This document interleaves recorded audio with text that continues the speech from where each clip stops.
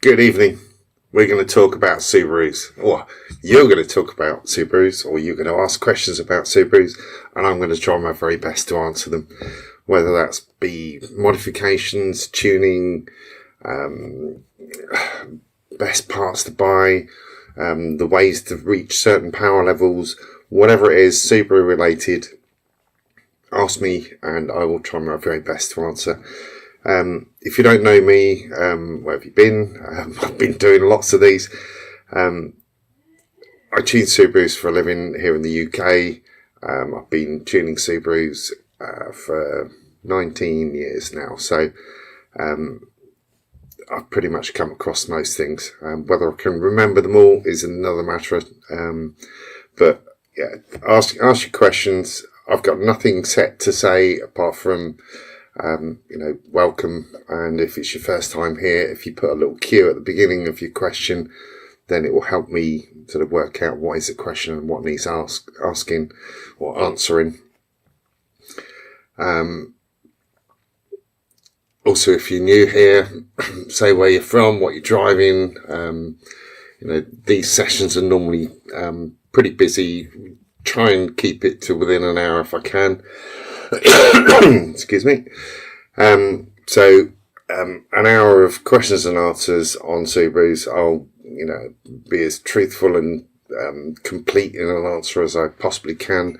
Certain areas that I'm not experienced with, I'll let you know that I don't really know the answer for that. But if you don't ask, then I won't be able to tell you the answer. Normally what happens with these sessions is there's a rush of answers towards the end and a few get missed. So if you've got a question, ask it early. Don't worry about whether it's been asked before in a previous stream. It probably has in some degree. I don't expect everyone to go through all of these live streams to pick out the bits that they might have asked a question on. If you got a question, just ask it. I won't take the mickey out of you. We've all been there. We're all new to modifications at some point. We're all new to Subarus at some point.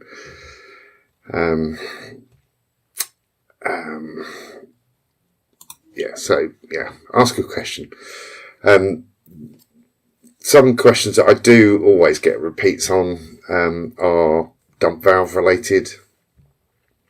What's the best dump valve? If you'd have seen any of my videos, I'm not a great fan of the vent to atmosphere ones because most of the running issues of a Subaru where they've been put on are directly related to a dump valve that's leaking or not sealing properly. And they never improve the performance. It's just a noise. So, think about that before you spend £200 or £300 on a dump valve, and it may be a better thing to actually buy something that's better brakes or better suspension or engine parts, or even a dress up part, shiny bits. Nothing wrong with shiny bits if they work. Other questions that get asked continually are related to oil. A lot of the online oil specification websites kind of show Subaru as having a 530 oil. I don't agree with that. I think that's too thin for a Subaru engine, which is in essence like a 30-year-old design. I would, personally, I run a 1060 in mine, even on the daily driver SH5. But the same in the race engines, the 1060 fully synthetic. I use Liqui Moly Race Tech 1060, and I think it's superb. So too thin, and it's not good in my opinion. Right, I can see I've got a load of questions in here. Right, question here. Right, where have I been? Right, if you notice behind me, there is a distinct lack of the normal background. That's because we had a house move foisted on us. We were in the middle of packing and sorting out everything here, trying to find a new place, and sorting out storage and moving things to storage, and it's an absolute nightmare. Could have done without it, to be absolutely brutally honest. So yeah, that's almost done. So we're almost packed up, and we're leaving this place next week, and then going into a new place.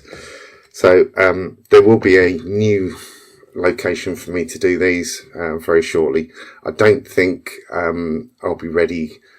Well, I don't think there'll be a live stream next week.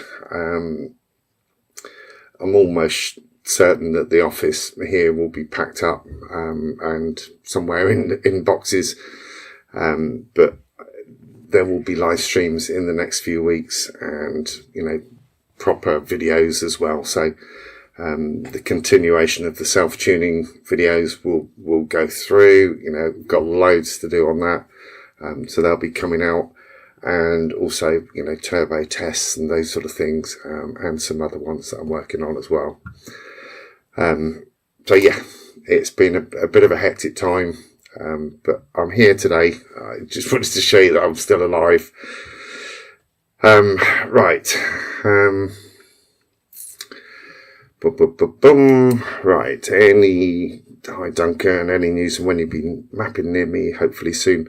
I'm going to be sorting out, I'm taking a couple of weeks off from the end of next week, just with the house move, blah, blah, blah, from mapping, but not necessarily from YouTube. So I'll be sorting out new diary dates and all the rest of it over that period. So watch this space. Right. Andre, hi. Just rebuilt an EJ205 with small upgrades, aiming for 320. I'll also want to add some light pops and bangs at 2,800 plus RPM. How much damage can pops and bangs do? Okay, if you're talking about on the standard ECU, some mild pops and bangs are not really going to cause any issues whatsoever. But if you start getting a bit carried away with it and want to have really, really loud pops and bangs, then the shock loading of that explosion that's happening through the exhaust and the turbo takes some life out of the O2 sensor as a minimum. It can take a little bit of life out of the turbo because obviously that explosion is going through the turbo. But some mild pops and bangs that is probably all that the standard ECU can do is not really going to kill anything.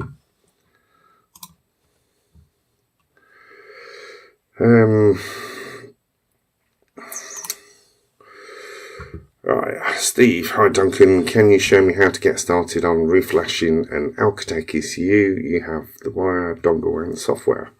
Blimey, well done you. Yeah, no problem. It's probably something that I can cover within the academy. If you consider joining the academy, then I can do some Alcatech videos that will show you the process of how to do it. Or, if you're reasonably local to one of the places that I tune at, then come down with your car and I can sit with you and talk you through how to do it and what you're doing and why you're doing it. In real time with the dyno software showing the actual effects of what you're doing. If you're in the UK, I'd highly recommend that. 3 or 4 hours on the dyno, I can show you what to do and why you're doing it.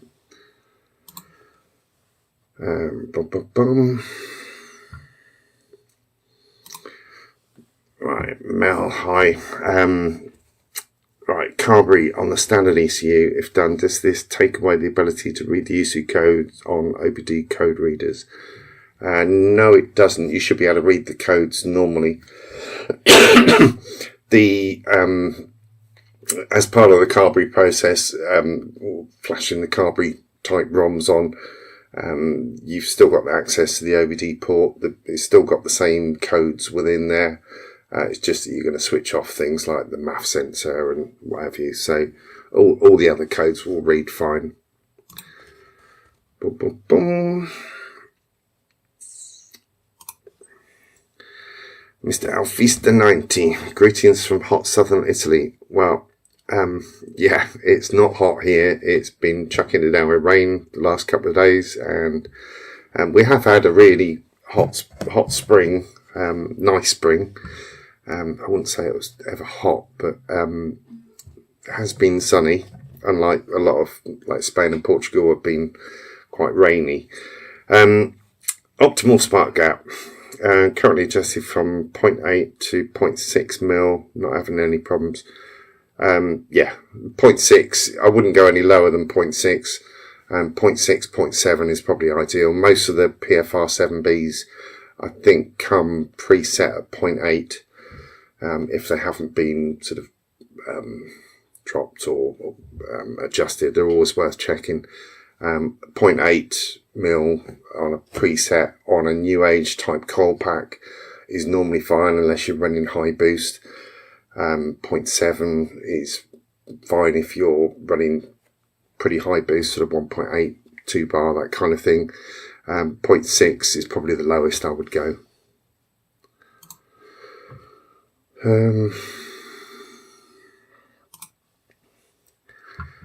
Yeah, the Carberry anti-lag isn't that destructive. More destructive on Carberry is using the ignition cut launch control, which is, you know, spectacular from a sound point of view, but it's very destructive, as I'm sure Zed will attest to. But the anti-lag is reasonably mild.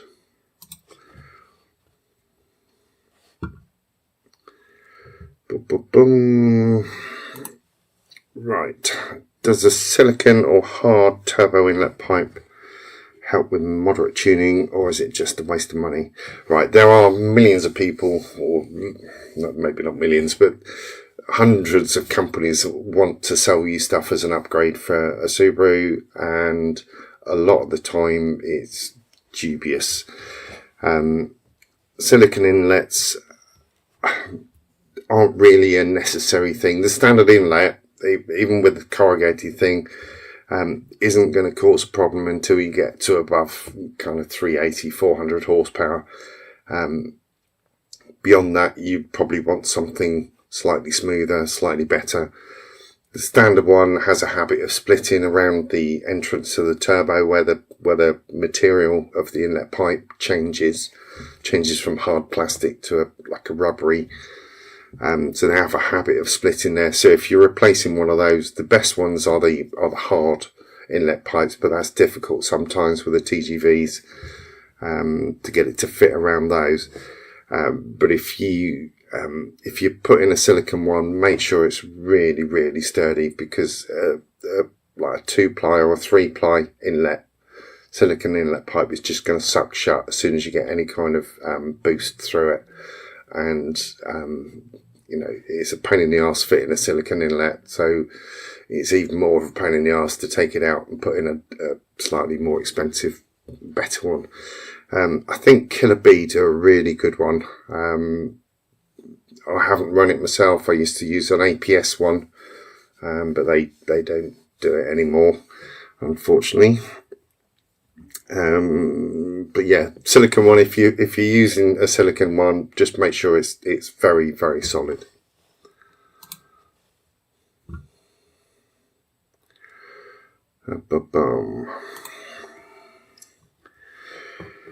Right, thank you for doing these. No problem, I enjoy them. I have really missed them in the last couple of weeks. Do you have any thoughts on the fastest spooling, best low-down torque turbo for an EJ 20 with a target of 300 at the wheels? Wheel horsepower isn't something that I use particularly, because all of the dynos that I use, be it Dynajet or Dynadynamics or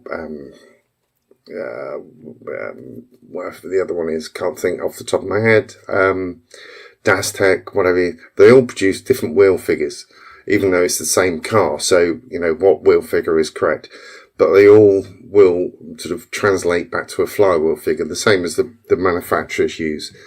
So 300 at the wheels on a Dynajet dyno is would actually be about, you know, 275 on a Dyna Dynamics. So, you know, tend to use the flywheel figures.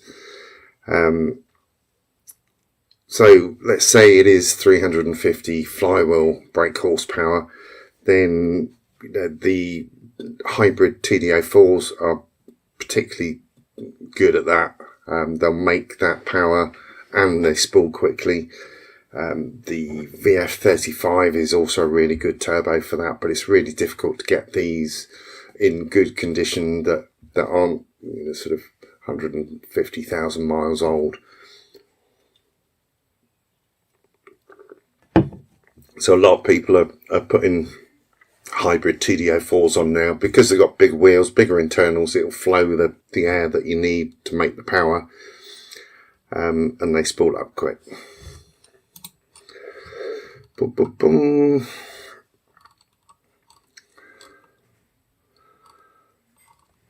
Where am I on the list?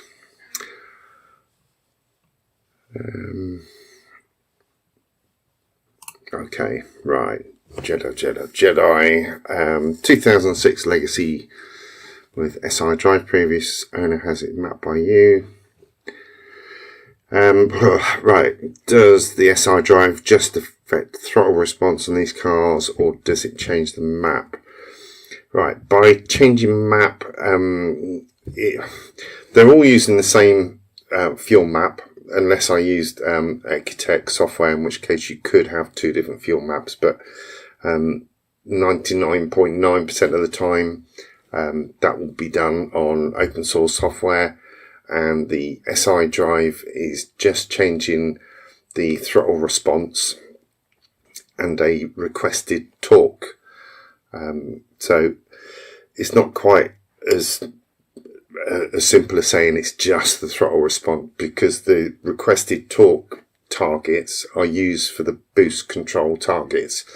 So if, for example, the requested torque was 400, in the target boost tables for 400, it might be different than whatever the peak is for the sport mode or the I mode, which would probably be about 320. So they would have a different boost target. So it is the throttle response, but it's also the boost that will actually change. Most often, though, when mapping these, the Sport and Sport Sharp are the same boost target, so the same power. It's just the throttle sensitivity is changed.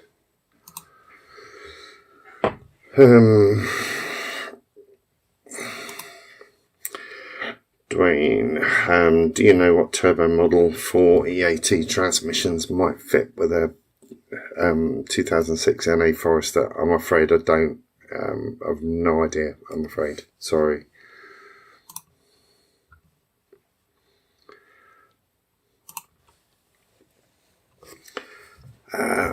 Mark, hi Mark. In the process of fitting a front mount on 94 WRX, I'm fitting the standard reset valve back. Can it go back to its original position, or does it need to be closer to the outlet? It basically doesn't matter that much. To be honest though, depending on what ECU you've got in there, Mark, I would probably blank it off completely, and you don't need to worry about it then. That would be what I would be doing if that was my car. Doesn't mean that's always the right decision, but you know, it doesn't have any detrimental effect in my opinion.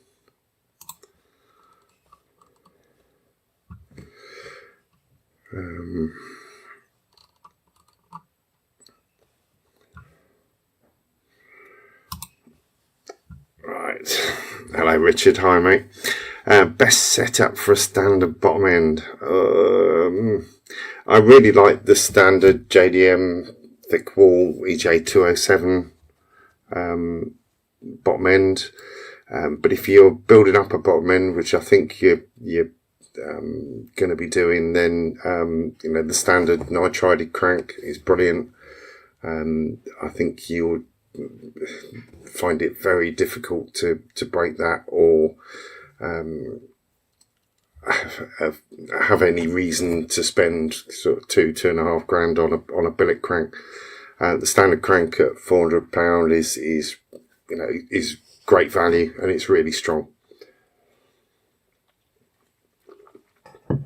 As far as bearings are concerned, a lot of people are going with, I think it is the mild bearings now, but yeah, there's lots of different choices. Rods, again, lots of different choices on rods and pistons.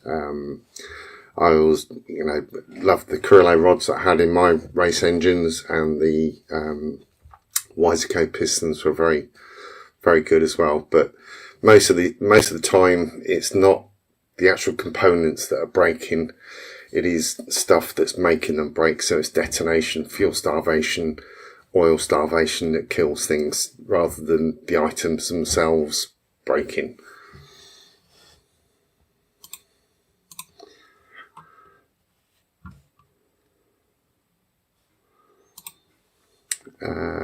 Shane, am I open to open source e-tuning a car from the United States? Yes, I do that quite a few times.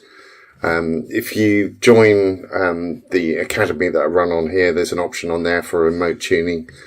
Send me an email with the details of the car and your ROM file, and I'll go through the whole process with you.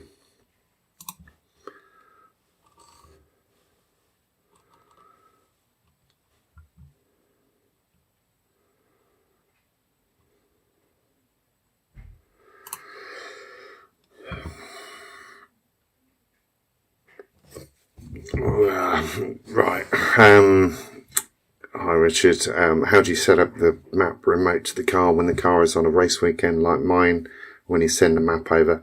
With yours, it's a case of going through data logs, seeing where things can be improved within the actual map itself, in the environment that the car's being used in, rather than the dyno where we've mapped it on originally. So it might be that fuel temperatures are having an impact and actually leaning it out a little bit more than it ought to be. So it's a case of looking at the data from the data logs and actually making some changes, and then sending that over, as we have done.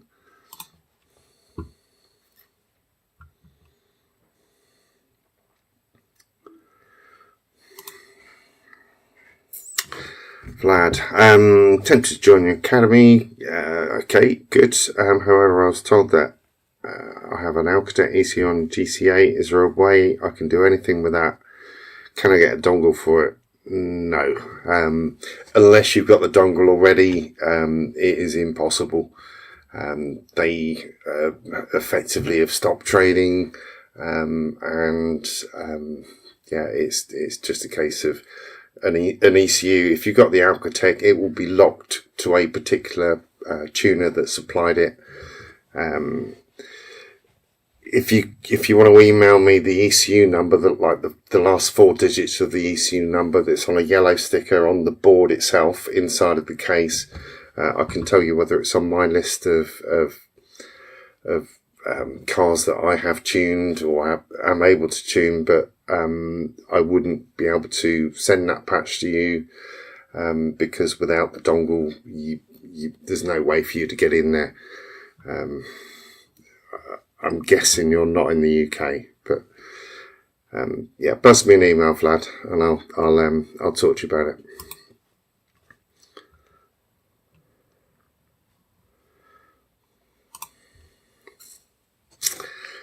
Okay, right, great question. How much pressure can I get out of a Blob Eye STI IHI turbo? So single scroll VF35 and not blow it up with abuse.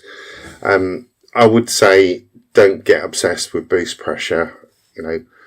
Think about the power. The more boost doesn't always mean more power. if you've got essentially a small turbo like a VF35 and you're trying to push it beyond what the turbo is comfortable with, like, yes, you could probably run 1.6, 1.7, maybe even 1.8 bar. But if that's so far out of its sufficiency zone, it's just generating hot air. So you'd have to take out ignition time and add extra fuel, both of which are actually taking away power. And you'll end up with less power than you would have if you just run it at 1.4, 1.5, 1.5 bar. On a VF35, I wouldn't go any more than 1.5. It's not worth it. It's not generating any more power.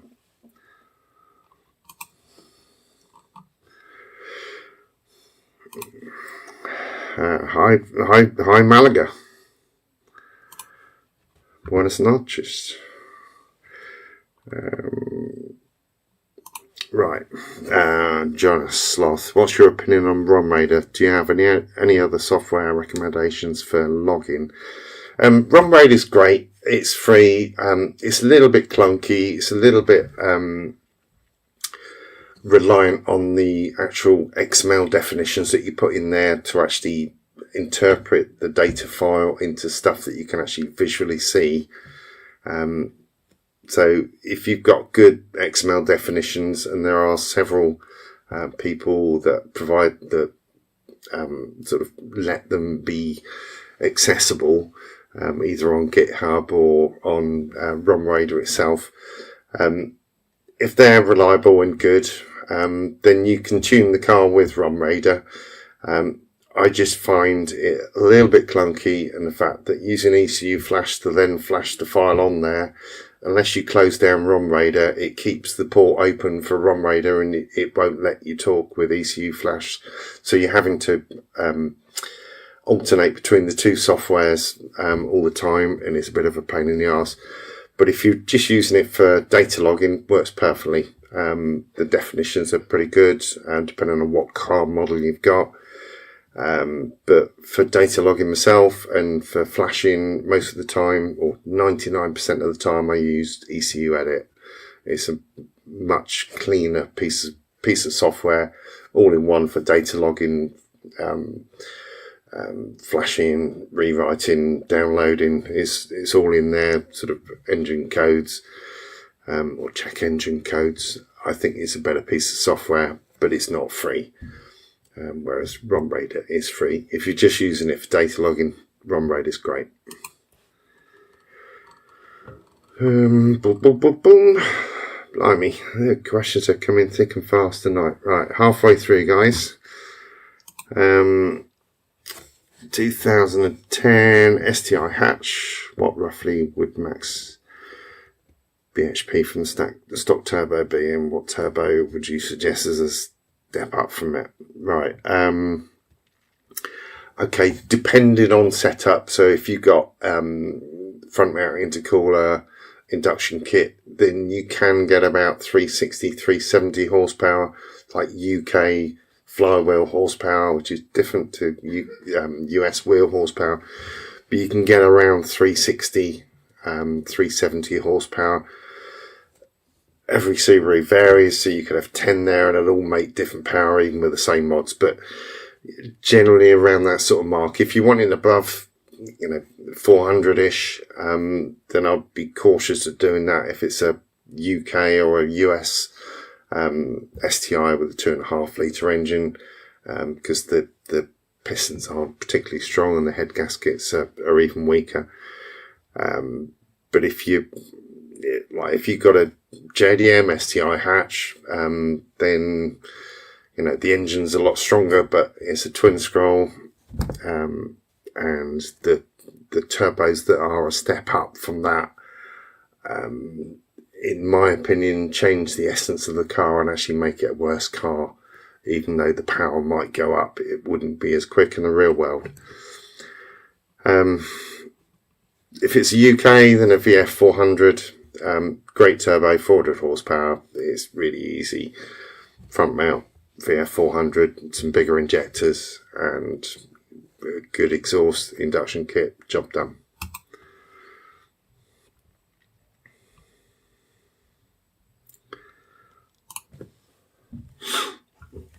Right, Mark. Also, the mods we have 3-inch exhaust, front mount yellow injectors, induction kit, TDO5, link ECU 245 pump.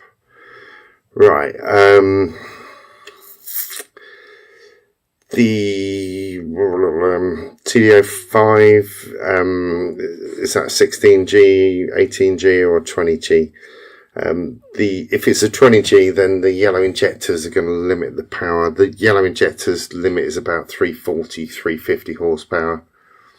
So if it's anything more than the 16G, then it's going to be an issue.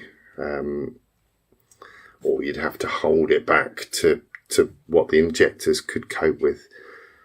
I'm trying to think what else you would want on that. 3-port boost solenoid would be a good option. But yeah, I think that's about it really.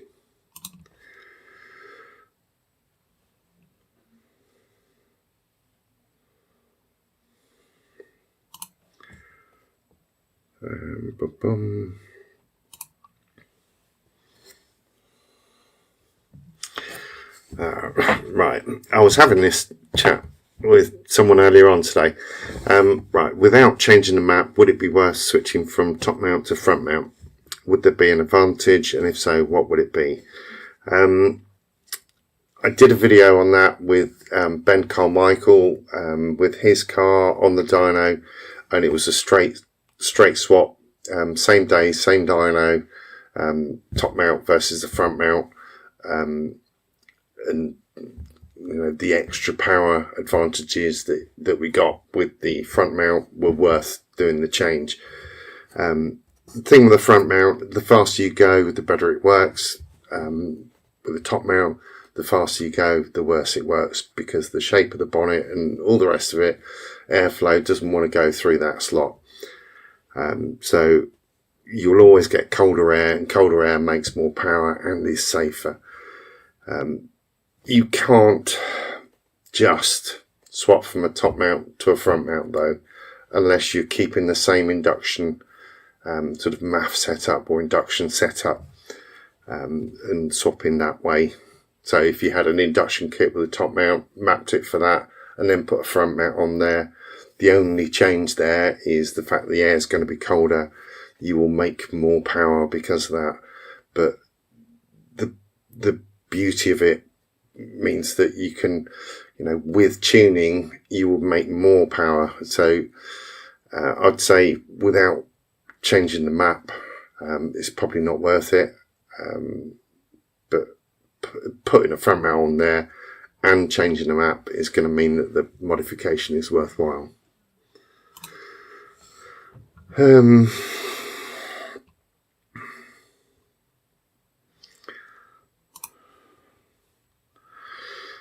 Asked a million times, not quite. Right, is there a setup Forester SGI SG9 to get 400 horsepower without front mount intercooler? What turbo parts would I need? I got on my SG9 450 horsepower with a top mount. It wasn't the standard top mount, because the standard top mount is essentially the same as a new age WRX top mount, just with STI writing on. But with a hyperflow top mount, so it was a big thick top mount like Grimspeed, those sort of things. But I had GT spec headers on there, full 3-inch system. That was DCAT system, but because with the top mount you're going to lose some power because you can't cool the air down quick enough or better as good enough. Rather than putting a 400 horsepower turbo on there and hoping that it'd make 400, you know, I overspec'd on the turbo size, so to hit 450 I went for a 500 horsepower turbo, and was happy with 448.5 I think it made. So yes, you can do it. Again, I'd caution against that on a standard 2.5 bottom end. The pistons aren't strong, the head gaskets aren't strong. So if you've got forged pistons and head studs in there, yeah, go for it.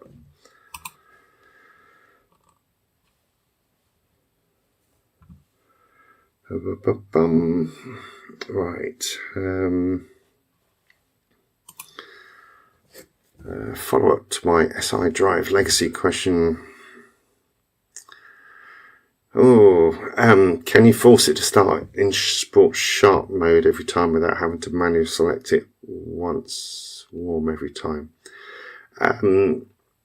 You can effectively get around it having to do it by, if you swap the drive-by-wire tables for Sport Sharp and Sport, so that it started in Sport, but it was actually, it's the same as Sport Sharp, and then you could have Sport Sharp as Sport. That's, kind of fooling it. But really, it doesn't have to be particularly warm to go into Sport Sharp. On the UK cars, it'll let them go into Sport Sharp even without the car being warm. The JDMs, I think it needs to be up to 50 degrees coolant temperatures, so you probably don't want to be doing boost before that anyway.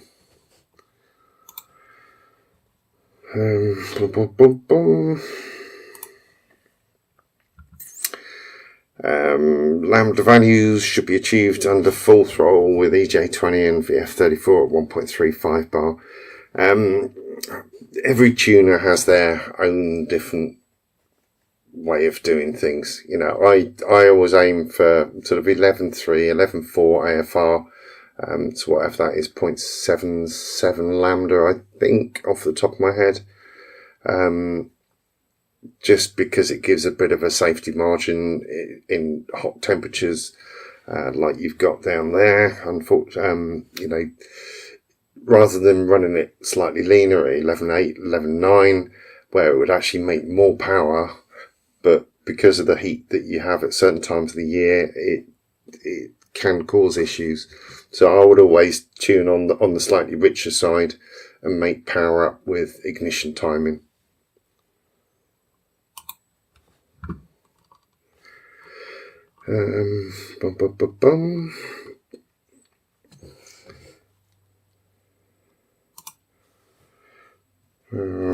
Right.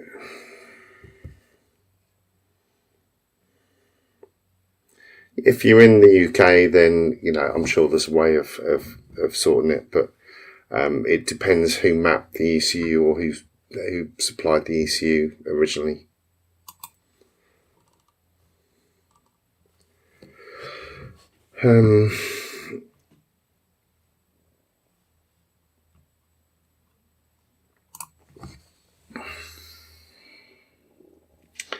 Right, hi. Does the diff ratio affect dyno results? Does the computer do its calculation it doesn't affect the power that's produced. The only thing, if you're running it in really higher gears, then you can overspeed the dyno, which brings up the warnings on there. Like if you're trying to do a dyno pull in 6th gear, then yes, the turbo would spool earlier, you would get more torque, but because everything's really hot by the end of the run, and it's not like a real weld, you wouldn't do a 2000 to 7000 run in 6th gear. It would overheat. Not the engine overheat, but the air going in there would be so hot because the turbo is just burning up. Generally on a 6-speed gearbox, I run it in 4th. On a 5-speed, I run it in 3rd gear. The diff ratio, if it's a low ratio RA box, I'll run that in 4th as well.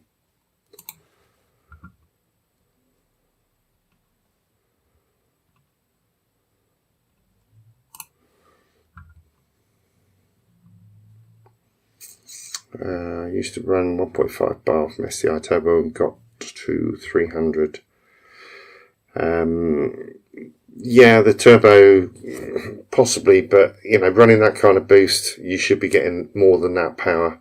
So it could be fuel quality, it could be ignition timing with the actual map itself. More boost isn't always more power. So you might find with that setup running less boost.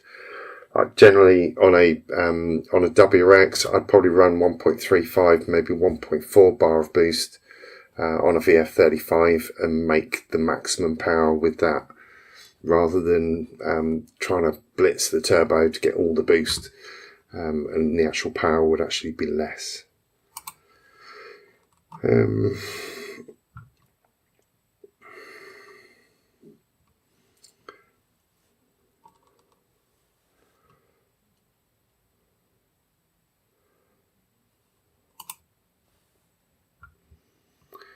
Would the front mount get better cooling with the STI scoop compared to my WRX scoop? The front mount's at the front of the car, so it's not getting cooling from the scoop at all. The ideal would be to reverse the scoop, and then that's actually pulling out the air from the engine bay, which means that more air can go in through the front of the car.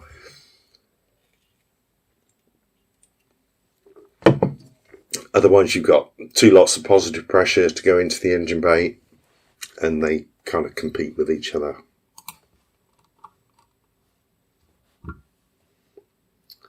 How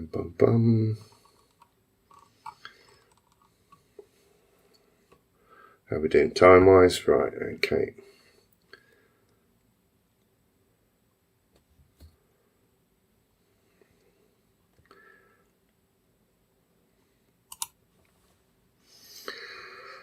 Ooh, Richard, you're asking the questions tonight, mate. Right, if I was to spec the best engine setup for a road-going car, what would it be? Right, this might surprise people, because the 2.5 is inherently a more unreliable engine than the 2 litre. But I would go with a 257. Purely because from a road car point of view, the extra torque from the extra half a litre is, very noticeable. You can run a slightly bigger turbo and, just have, nice, consistent, easy driving all the way through. Pick a gear and it will just pull in it. The best engine setup is what's going to go into the Blitzen. So I'm going to have an RA257 short block in there, Hawkeye heads, standard piston, standard crank, standard rods, 11mm oil pump, and a VF 400-ish, maybe slightly bigger turbo, GT 30, 71, something like that, and yeah, run it at 400-ish.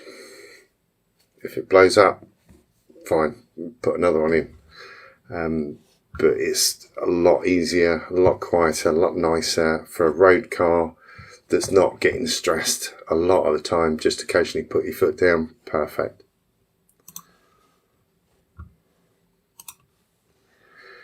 Would an AFR of 9.7 to 10 be too rich in my opinion? Yes, very much too rich.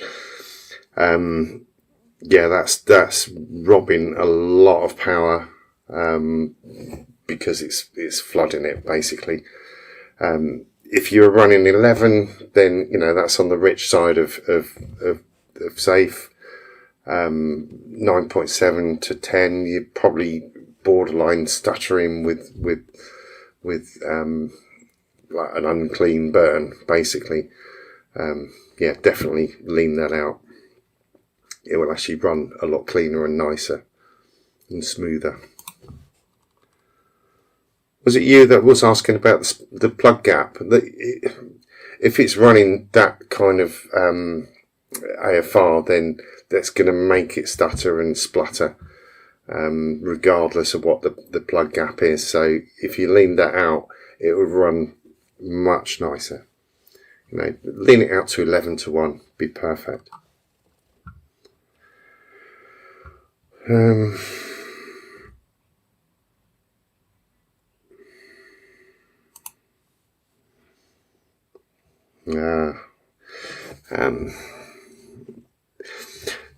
Okay, hi Duncan. My STI was running fine with no issues and held 18 psi wide open throttle until I decided to power wash the engine bay.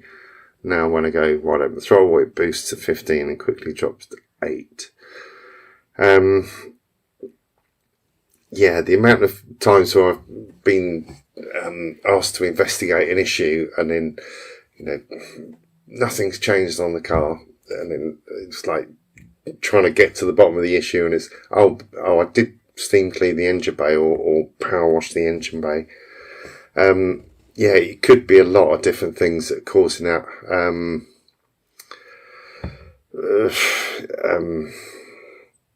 Or it could be completely unrelated. Have you got any data logs of it?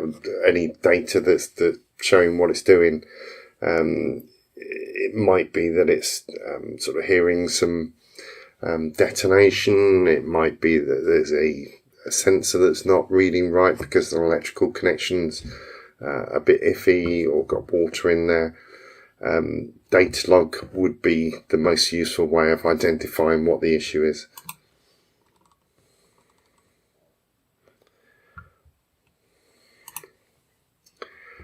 Did a smoke test, fixed small leaks, still does it. Could it be some electronic coil packs? Unlikely to be coil packs. Possibly water sitting by the knock sensor can play havoc with the knock sensor. Could be a sensor of many different sensors. There are lots of sensors in there that could do that. Data log different ranges of sensors through a sort of a standard pull, and it will point you in the right direction, or bring it to me and I'll do it.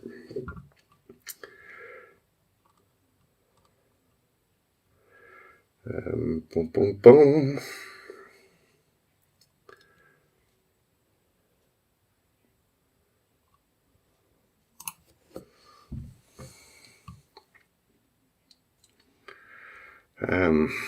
Voilà. Right, hi, Duncan from Malaga. Can you tell, is it possible to set auto bleep shifter in Denso ECU stock? I don't think it's possible. You might.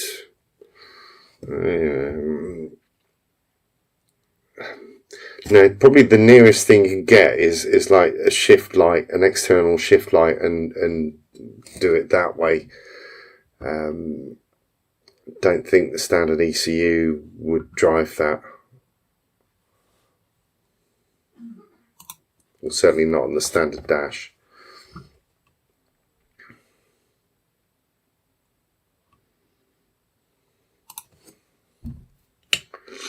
Hi, Drummond. 2006 Forester STI, mapped by me, 331. Nice. Although recently smelt a small vibration or a miss.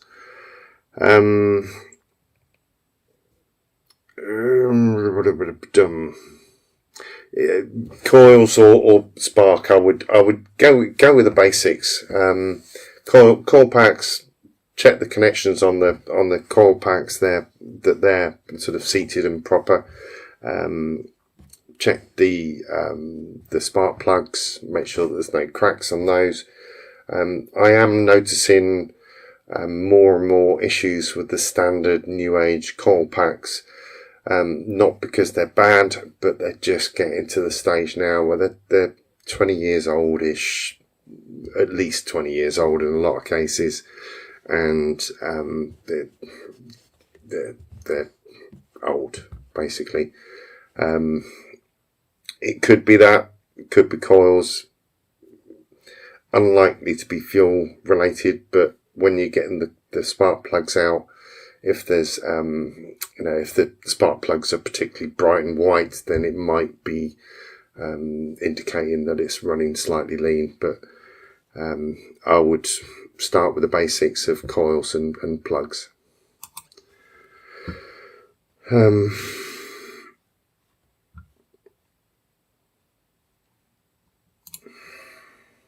Hi Ben, how you doing?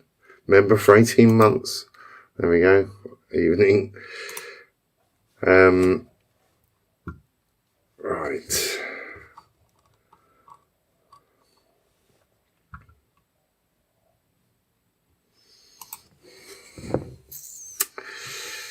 I've seen people write that you should consider and change a knock sensor as a service item on older cars, even if you don't notice anything wrong with it. What do you think? I've not seen a standard knock sensor on a new age Subaru, so a 2001 onwards Subaru fail yet. I can confidently say that I've not seen one fail yet. Seen a couple where people have forgotten to plug them back in and it's caused all kinds of issues. But if you're talking about the older Subarus like a GC8, then yeah, it might be worth sort of updating those or refitting those. But yeah, I wouldn't. If it isn't broke, don't try and fix it.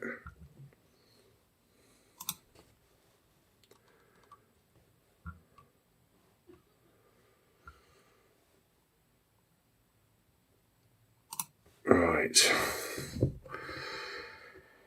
I am not going to try and pronounce your name.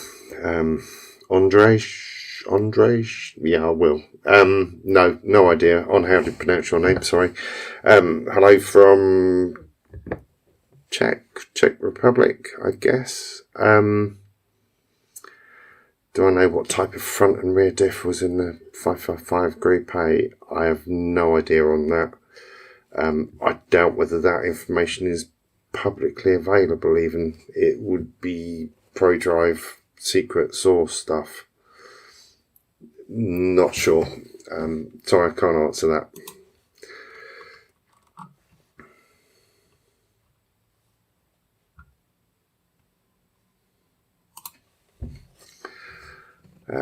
You've done it.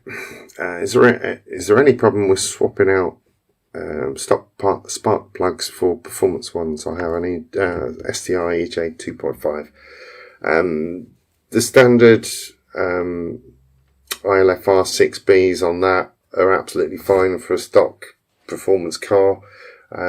Probably even fine up to about 350 horsepower. If you're running more than that, then ILFR 7Hs would be good. But you wouldn't get any benefit from running a colder plug on a standard car. So I wouldn't do it. It's a waste of money. The colder plugs are more likely to foul up, particularly, if you went to 8 grade plugs, you'll be forever having issues where you're getting misfires with just normal driving. They need a lot of heat in them. Right, last few minutes, guys.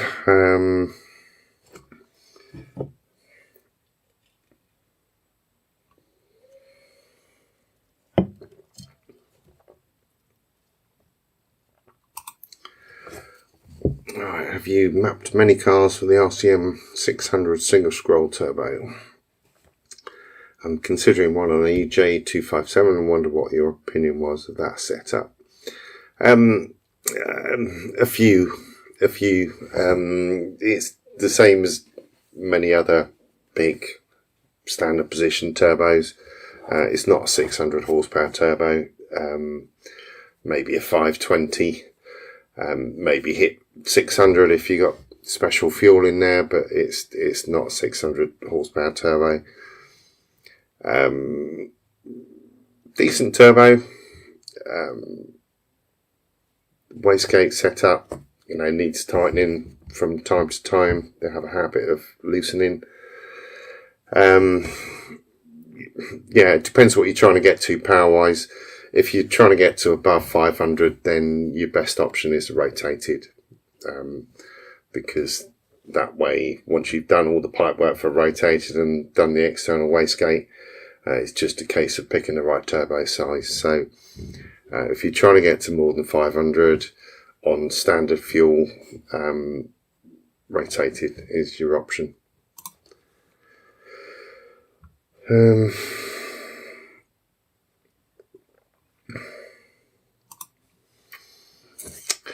Don, can I explain load compensation? Do I need to change it when MAF scaling for an intake? I haven't got my map top plugged in here tonight, so I can't show you that. But I can tell you how many times I've changed load compensation in 19 years of mapping these with different intakes, different induction kits, different size intakes, and that is 0. I have never touched that and never needed to touch it. So there are so many different rabbit holes you can disappear down when you're tuning your own car, and you'll go round and round in circles, and ultimately you'll get back to the same place. It's like spending weeks and weeks on math scaling for using all the Excel spreadsheets that people do, and working them all out and then putting all that into the math curve. Ultimately, if you're within 5% either way, so 5% fuel correction added or taken away, then it's close enough. Let the ECU do what it's doing, do what it's designed to do, because different weather conditions is going to change all the time anyway. So as long as it's not carrying forward a negative fuel correction into the higher part of the math curve when it's in open loop, then it's not an issue. But yeah, it's not worth going into it, in my opinion.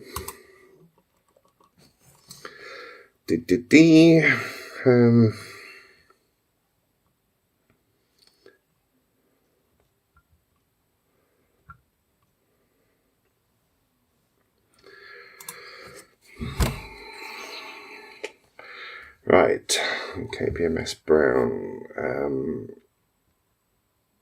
Change the fuel filter and pump at my bug is still struggling to cold start. It was initially getting past the misfire, but now it's getting worse.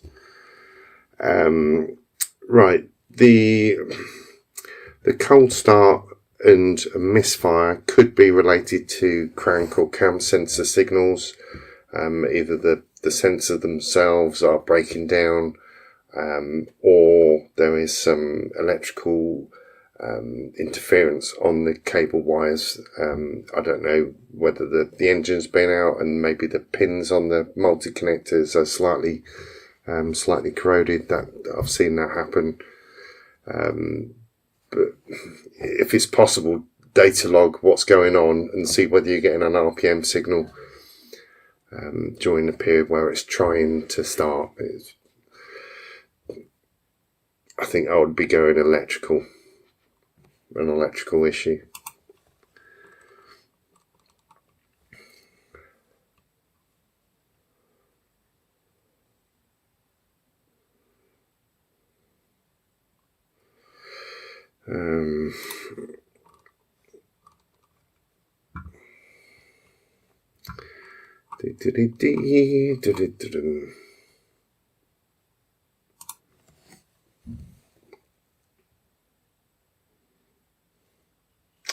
Right, is a 20 wheel horsepower drop with a 20 Fahrenheit increase, ambient normal. Right, I'm presuming you've had this on a dyno in the US, and the dyno figures are based on a non-corrected figure.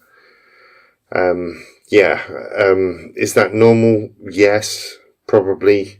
The dynos that I use in the UK are temperature compensated, so they always tend to read pretty much the same. So whether it's, I don't know what the values are in Fahrenheit, like 20 degrees centigrade or 0 degrees centigrade, they'll always kind of work back to providing a figure that is, sort of roughly equivalent regardless of the weather. In the real world, out on the road, you will get more power when the air is colder. So cold, humid, foggy days, the car feels awesome. Baking hot summer days, the car feels a little bit less than awesome. So 20 wheel horsepower, yeah, I could believe that as a real figure.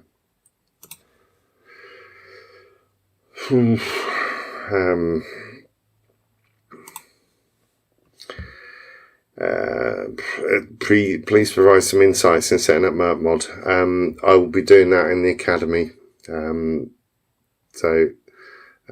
Yeah, it'll be an academy thing on that.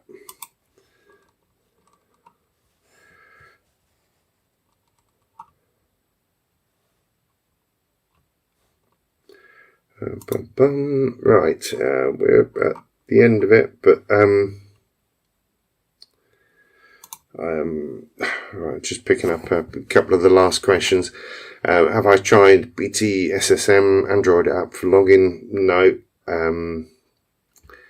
Pretty good software on the phone. Yeah, I haven't, purely because my Forester, I've mapped it and I know when to put my laptop down now, so it's mapped and it stayed mapped.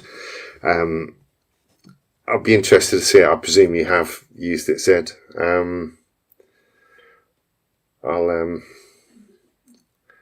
That's with Tatrix to phone. Okay. Yeah, but next time you're in the area, pop by and we'll have a look. Yeah, it'd be cool.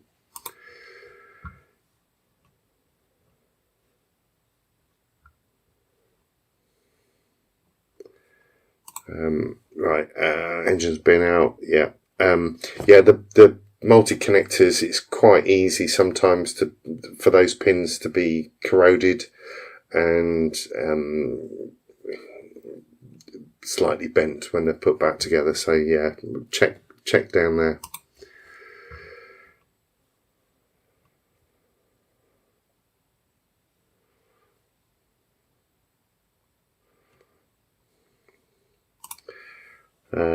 Rob, before I go, sometimes the car cuts out when I start it after a while, fires up and comes back to life.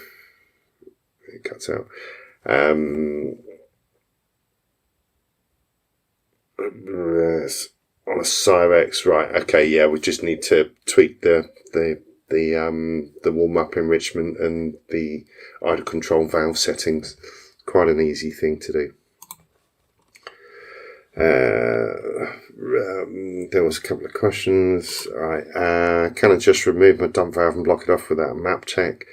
Other tuners would say no, you've got to come back and pay for a map check. Any of my customers ask me that and I say just blank it off. If you like the sound, great. If you don't, unblank it.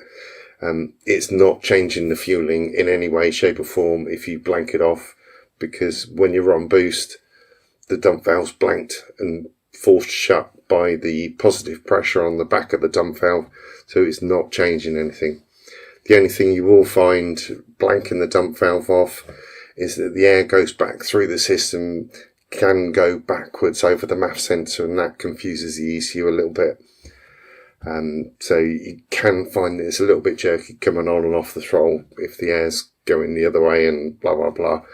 So if you like the sounds and like the way it sounds and can put up with that little jerkiness, then great, do it. If you don't like it, don't do it. But it doesn't need a map check.